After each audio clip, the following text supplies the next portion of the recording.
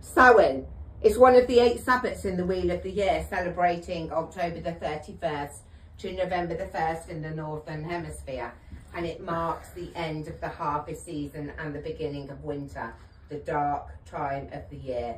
Originating from ancient Celtic traditions, Samhain is one of the major fire festivals, and it predates modern Halloween, and it was a time to...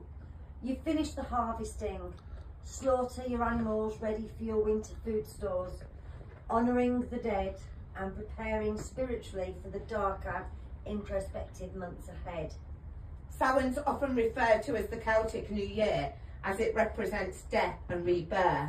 It's a liminal time. The veil between the worlds is at its thinnest, making it easier to communicate with spirits, ancestors and our guides.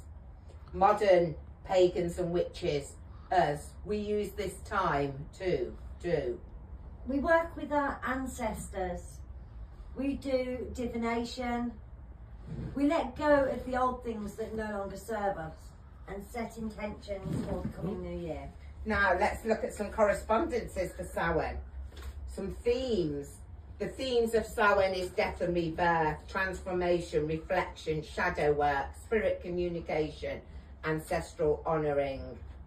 The element of water, which is associated with emotion, intuition and the spiritual world, and earth, grounding, death, burial and of course the harvest. The colours of black for death, the unknown and protection, orange for the harvest, fire and transformation, purple for psychic ability and spiritual power, and white for purification, spirit and clarity.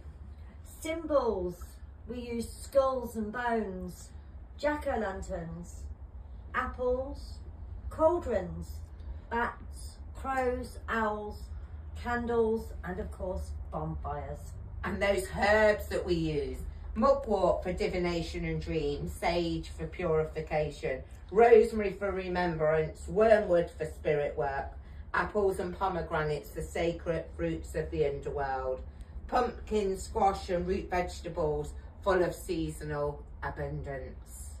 And foods associated with Samhain. We have stews, breads, nuts and really hearty meals, apples, cider and wine, soul cakes traditionally offered to the dead, and foods that are made with pumpkin, squash or grains.